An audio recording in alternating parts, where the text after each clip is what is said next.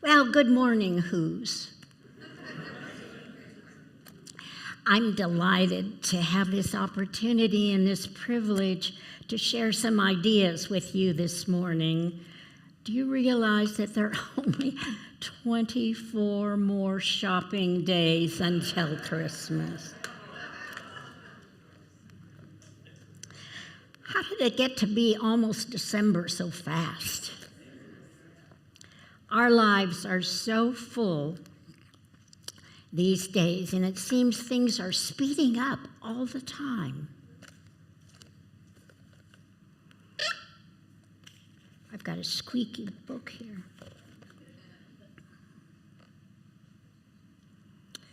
It reminds me of the pilot who says, "What's our position?"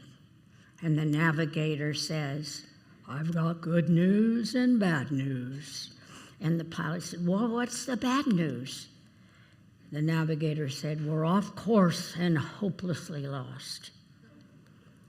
And the pilot said, "Well, what's the good news?" "Oh, we're making excellent time."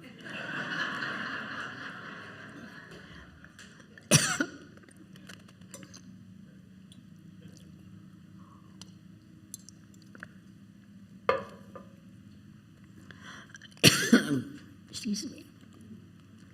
Every minute, no sound came out. I put it in the water.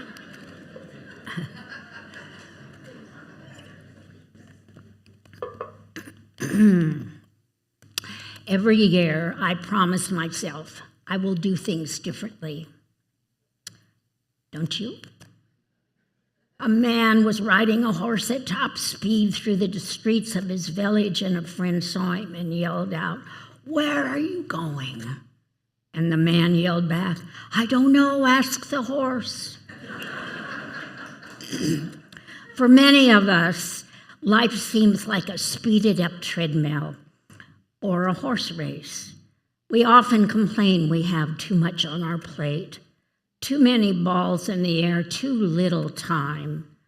We seem always behind and never caught up.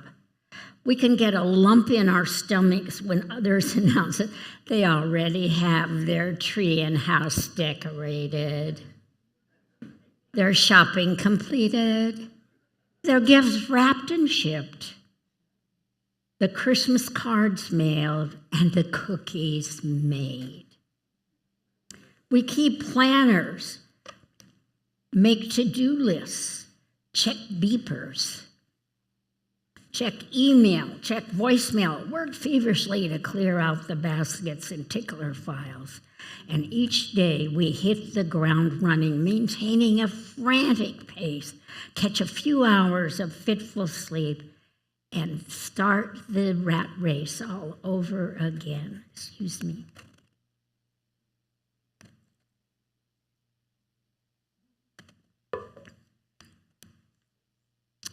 Yet most of us can remember a day when things seemed to go effortlessly, yet much was accomplished. And at the end of the day, we looked back and saw even when things were pressing and piling up, we were able to stay relaxed, calm, and focused. Is there a way to reprogram our minds so that such days become the norm rather than the exception? Well, the answer is yes. Long about Thanksgiving time, TV stations start to show the Grinch movie. Have you seen it this season yet? How many have seen the Grinch movie? Okay, just a couple. Okay. Well, it's How the Grinch Stole Christmas. And it's a wonderful classic Dr. Seuss story that we used to read to our kids every Christmas Eve. And since my topic is about how to have Grinch-Proof holidays,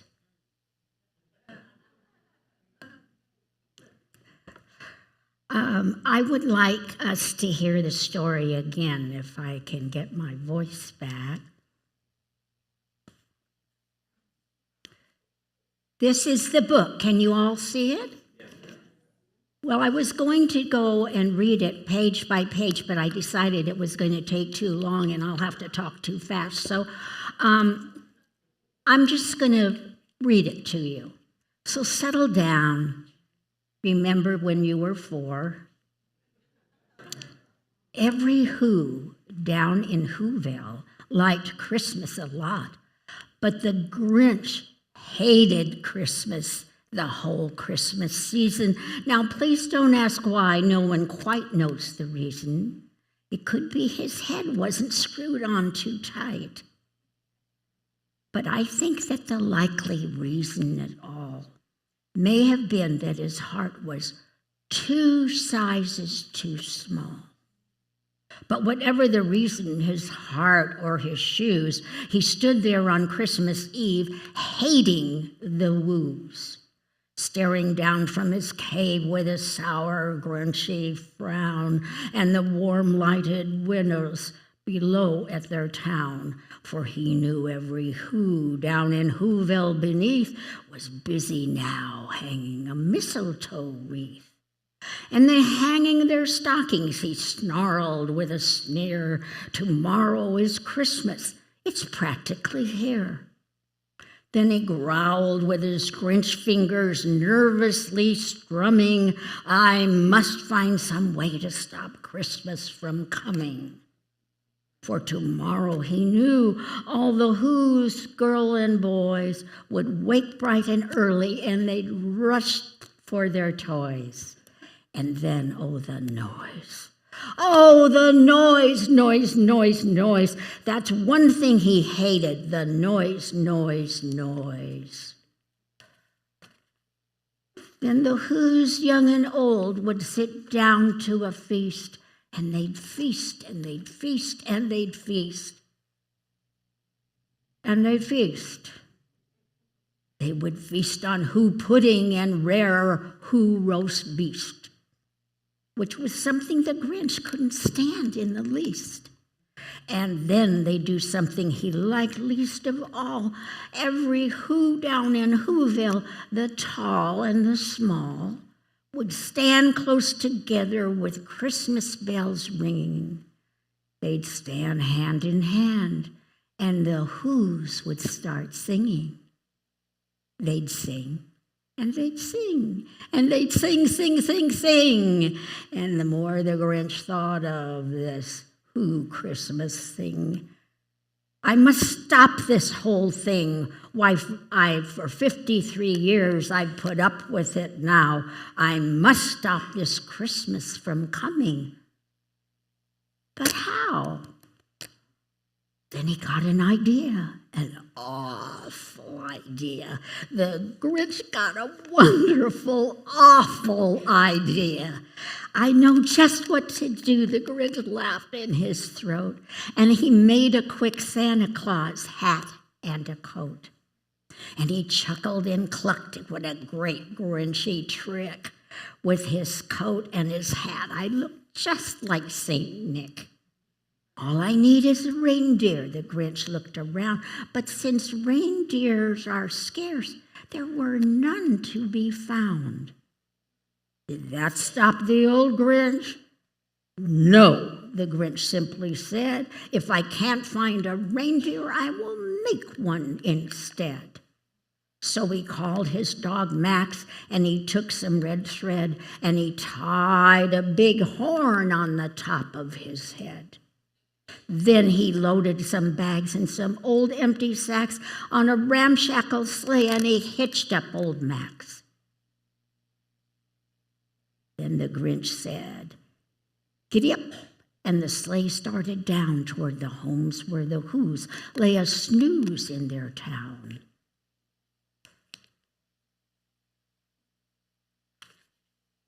All their windows were dark.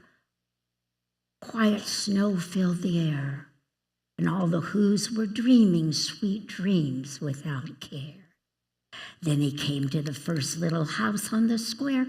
"This is stop number 1, the old Grinchy Claus hissed, and he climbed on the roof, empty bags in his fist. Then he slid down the chimney. A rather tight pinch, but if Santa could do it, so could the Grinch. He got stuck only once for a moment or two, where the fireplace head, he began to stick out of the flue. Where the little Who's stockings all hung in a row, these stockings, he grinned, are the first things to go. Then he slithered and slunk with a smile most unpleasant around the whole room, and he took every present. Pop guns and bicycles, roller skates, drums, checkerboards, tricycles, popcorns, and plums. And he stuffed them in bags, and the Grinch very nimbly stuffed all the bags one by one up the chimbley. Then he slunk to the icebox. He took the Who's feast. He took the Who's pudding. He took the roast beast. He cleaned out the icebox as quick as a flash. Why, that Grinch even took their last can of Who hash. Then he stuffed all the food up the chimney with glee. And now, grinned the Grinch, I will stuff up the tree. And the Grinch grabbed the tree and he started to shove when he heard a small sound like the coo of a dove. He turned around fast and he saw a small Who. Little Cindy Lou Who was not more than 2. The Grinch had been caught by this tiny Who daughter who got out of bed for a cup of cold water. She stared at the Grinch and said, Santa Claus, why? Why are you taking our Christmas tree? Why? But you know that old Grinch was so smart and so slick. He thought up a lie and he thought it up quick. Why, my sweet little tot, the fake Santa Claus lied. There's a light on this tree which won't light on one side. So I'm taking it home to my workshop, my dear, and I'll fix it up there, then I'll bring it back here. And as Fib fooled the child, then he patted her head. He got her a drink and he sent her to bed. And when Cindy Lou Who went to bed with her cup, he went to the chimney and stuffed the tree up. Then the last thing he took was the log for their fire, and he went up the chimney himself, the old liar. On the walls he left nothing but hooks and some wire. And one speck of food that he left in the house was a crumb that was even too small for a mouse. Then he did the same thing to the other Who's houses, leaving crumbs much too small for the other Who's mouses. It was 15:15 dawn, and all the Who's still in bed, all the Who's still a snooze when he packed up his sled. He packed it up with their presents, the ribbons, the wrappings, the tags and tinsel, the trimmings and trappings. 3,000 feet up the side of Mount Crumpin, he rode with his load to the tip-top to dump it. Pooh-pooh to the Who's. He was grinchiously humming. They're finding out now that no Christmas is coming. They're just waking up. I know just what to do. Their mouths will hang open a minute or two, and then the Who's down in Whoville will cry, boo-hoo. That's a noise, grinned the Grinch, that I simply must hear. So he paused, and the Grinch put his hand to his ear. And he did hear a sound rising over the snow. It started in low, and it started to grow. But the sound wasn't sad. Why, the sound sounded merry. It couldn't be so, but it was merry, very. He stared down at Whoville. The Grinch popped his eyes, then he shook.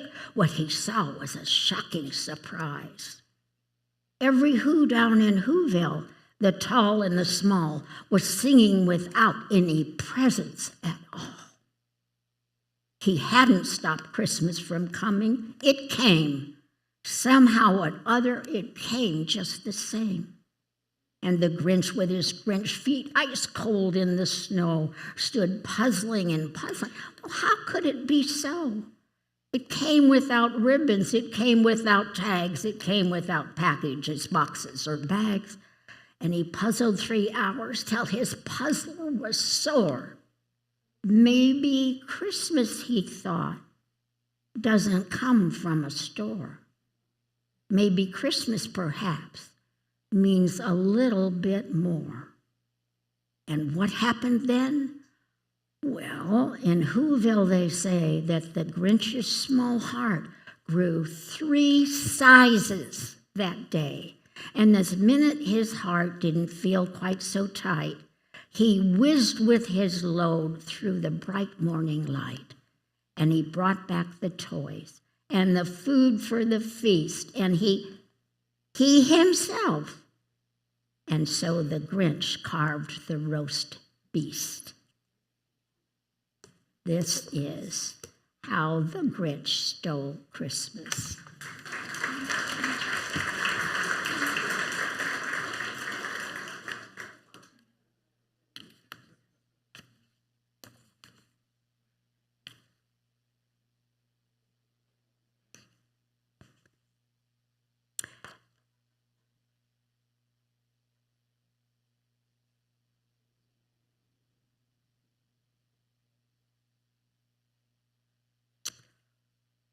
In the book, the Who's, like us, were easily distracted by the Christmas hustle and bustle.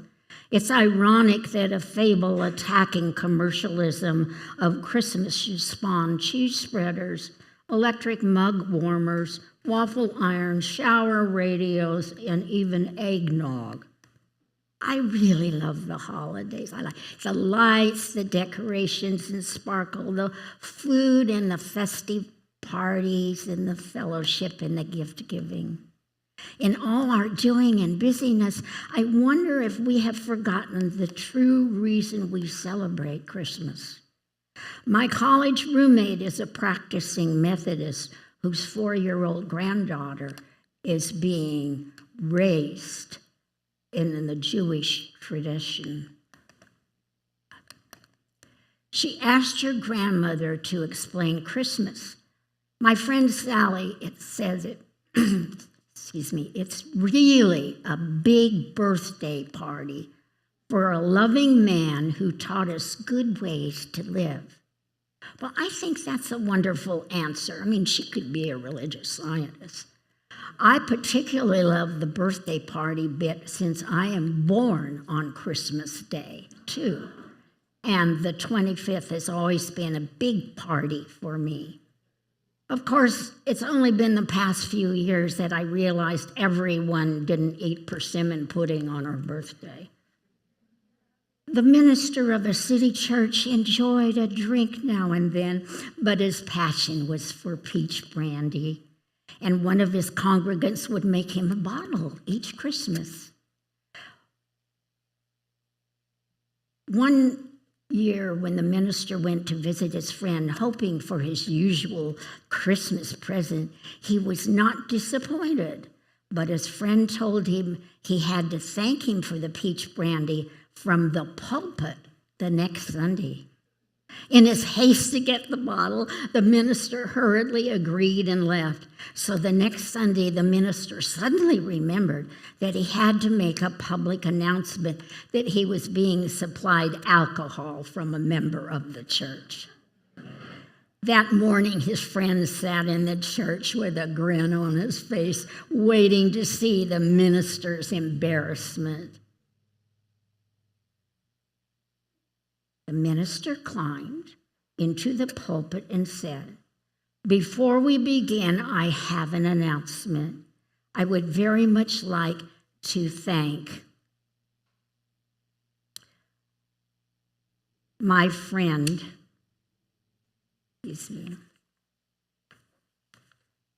Joe, for his kind gift of peaches and for the spirit in which they were given."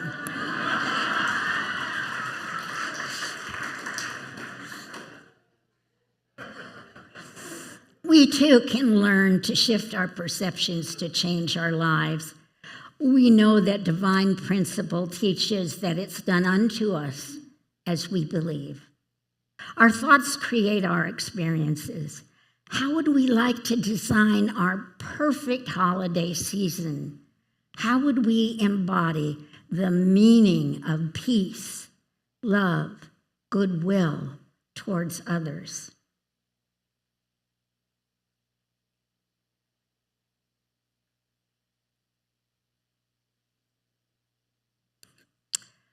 A young and successful executive was traveling down a neighborhood street, going a bit too fast in his new Jaguar. He was watching for kids darting out from between parked cars and slowed down when he thought something. And as he passed, no children appeared. Instead, a brick smashed into the Jag side door. He slammed on the brakes and backed his Jag back up to the spot where the brick had been thrown. The angry driver then jumped out of the car, grabbed the nearest kid, and pushed him up against a parked car. Then he shouted, "What was that all about? And who are you? And what the heck are you doing?" "That's a new car, and the brick you threw is going to cost a lot of money. Why did you do it?" And the young boy was apologetic. "Please, mister, please, I'm sorry. I didn't know what else to do," he pleaded. "I threw the brick because no one else would stop," with tears dripping down his face and off his chin. The youth pointed to a spot just around the parked car. "It's my brother," he said. "He rolled off the curb and fell out of his wheelchair, and I can't lift him up." Now sobbing, the boy asked the stunned executive, "Would you please help me get him back into his wheelchair? He's hurt and he's too heavy for me." Well, moved beyond words, the driver tried to swallow the rapidly swelling lump in his throat. Same one I have. He hurriedly lifted the handicapped boy back into the wheelchair. Then he took out his fancy handkerchief and dabbed at the fresh scrapes and cuts. A quick look told him everything was going to be okay. "Thank you, and may God bless you," the grateful child told the stranger. Too shook up for words, the man simply watched the boy push his wheelchair-bound brother down the sidewalk towards their home. It was a long, slow walk back to the Jaguar. Oh, the damage was very noticeable, but the driver never bothered to repair the dented side door. He kept the dent there to remind him of this message: don't go through life so fast that someone has to throw a brick at you to get your attention. God whispers in our souls and speaks to our hearts. Sometimes when we don't have time to listen, he has to throw a brick at us. It's our choice to listen or not.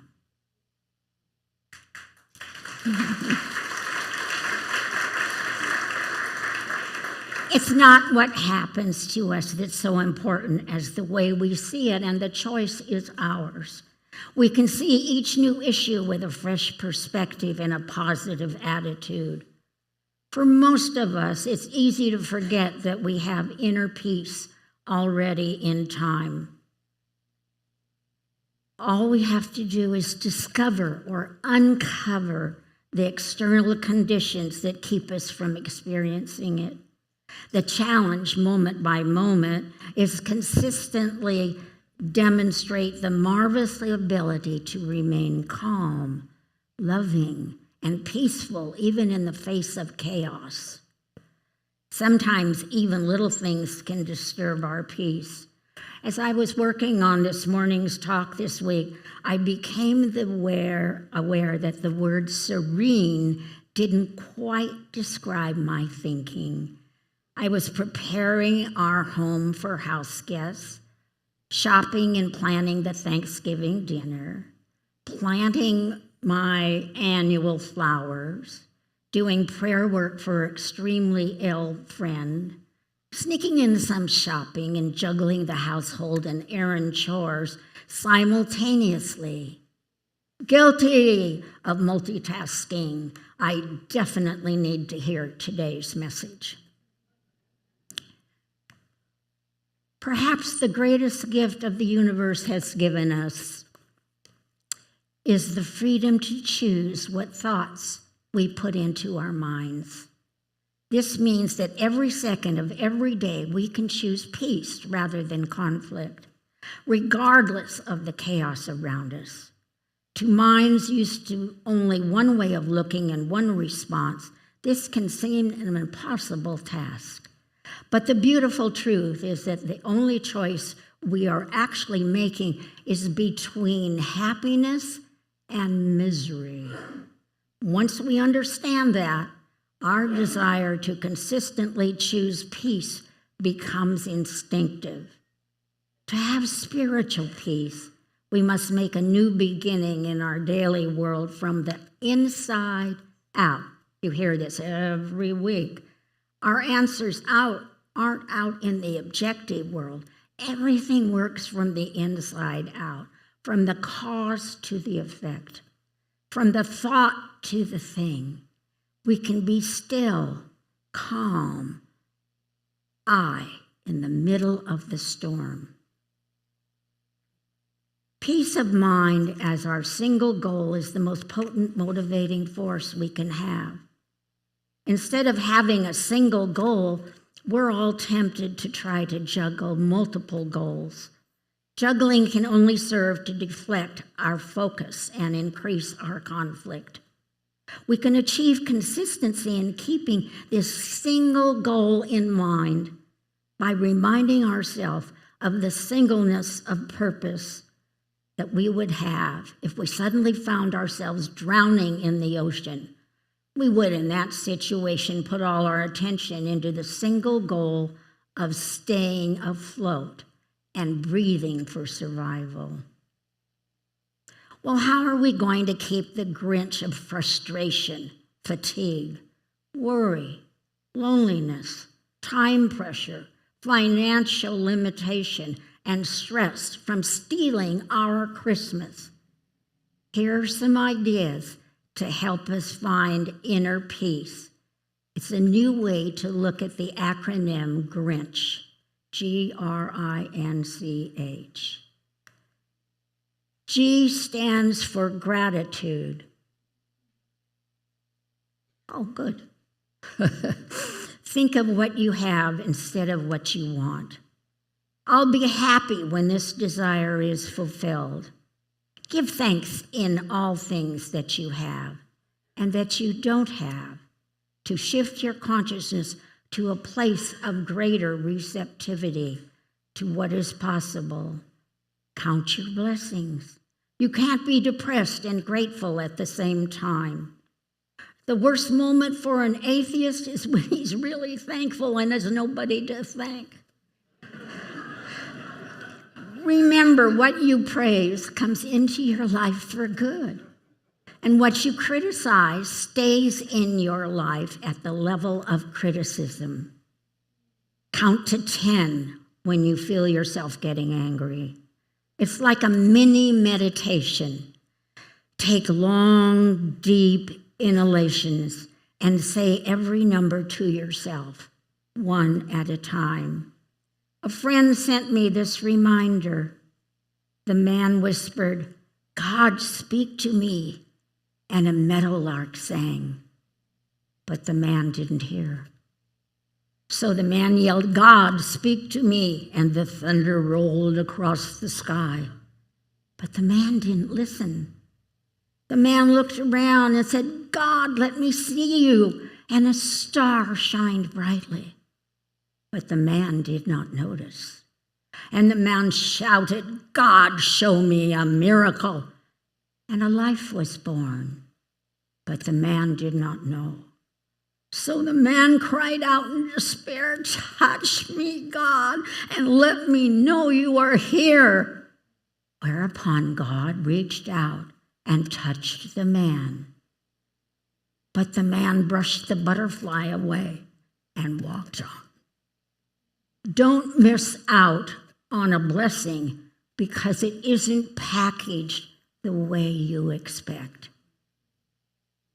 R stands for reduction of stress.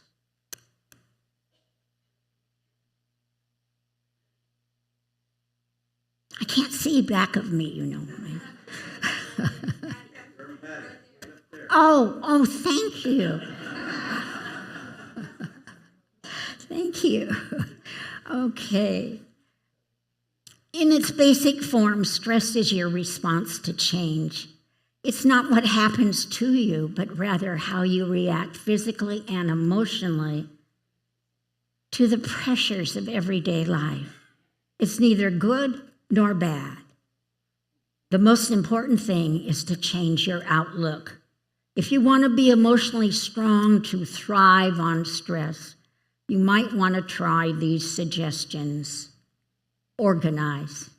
Organize. Organize your time. Pay attention to how you talk to yourself about your stress. Use positive self-talk. Learn to say no when your dance card is already full. Reframe the stress from all I have to do to all I get to do or all I'm able to do. Throw out the shoulds. Delegate more. Remember the word balance and simplify your life. I stands for inner peace. Stay in the present moment. Peace is only found in the present moment, as our lovely treatment was this morning. It's not the past or it's not the future. I'd like to share with you one of my very favorite poems by the philosopher and poet Wu Min.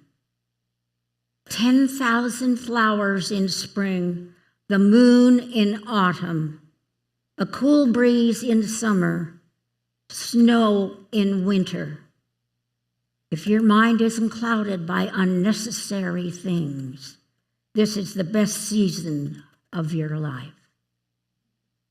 So drop the multitasks, block out periods where you only do one thing at a time, and you will enjoy what you're doing, and you'll be amazed at how quickly and efficiently things get done. Practice patience with each experience and each person. It opens the heart to the present moment.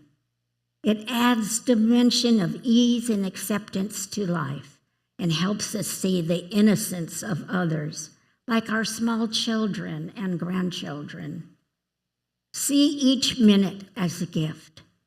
Be prepared for surprises and disappointments. They're part of daily living. Visualize the milk is already spilled, the glass broken, and know that those things are really unimportant. And N stands for nurture yourself. Give yourself the gift of quality time.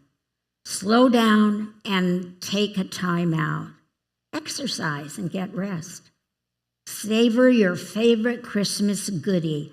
Enjoy it slowly, mindfully. Really enjoy the taste of it. Choose soul food to pamper yourself. Take time to breathe. Everybody take a breath. Take walks and smell the fragrance of pines.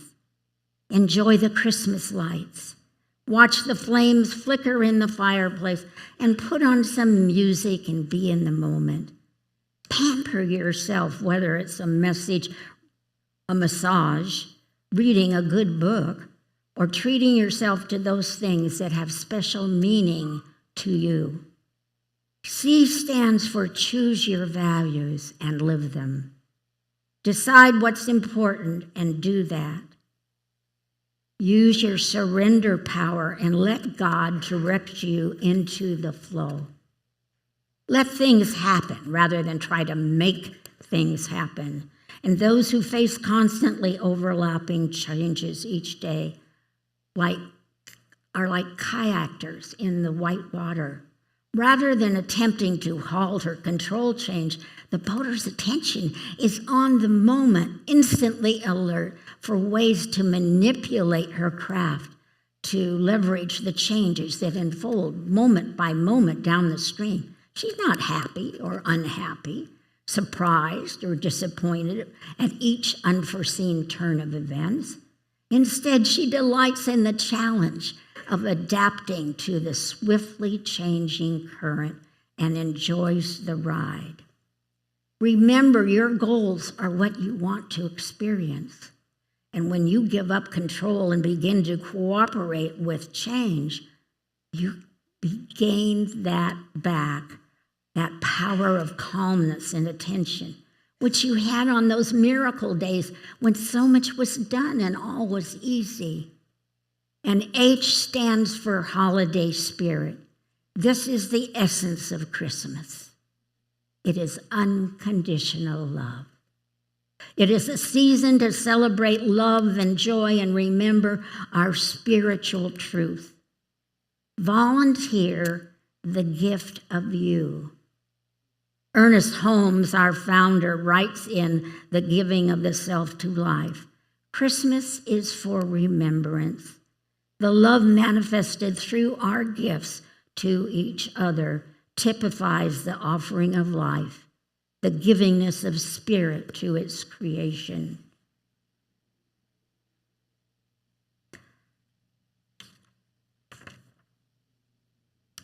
I want to share this favorite story that epitomizes the holiday spirit. I call it Jake's Orange Story. At Christmas time, in the boys' orphanage, the highly anticipated gift would be an orange if the boy was deemed good.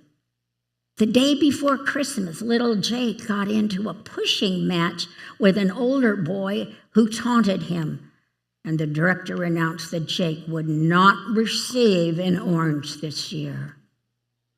At bedtimes, the boys would put their coveted oranges on their pillows and savor and dream of opening that sweet, fragrant treat the next morning. Oh, they'd touch it and hold it. Jake sobbed and cried himself to sleep. But when he awoke the next morning, to find, surprisingly, there by his pillow were orange segments arranged in an orange shape. Each boy had opened his orange during the night and given one segment to Jake. They all learned the true meaning of the spirit of Christmas, giving and sharing and love. They gave up their Christmas morning treat to share love. No matter what's going on around us and what we reflect is the true meaning of Christmas, we can attain a peaceful heart in the midst of our holiday. We can be a healing presence wherever we go this holiday season. We can stay centered and embody the feelings of love with greater freedom and personal fulfillment. I urge you to Grinch-Proof your holidays.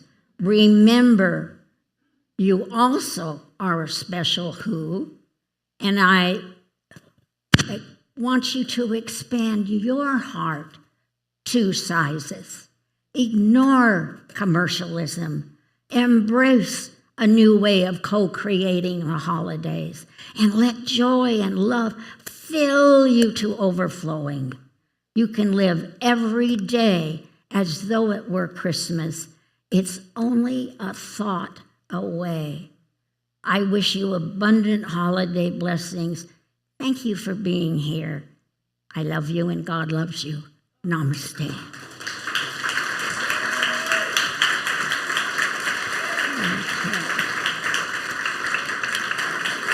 Thank you.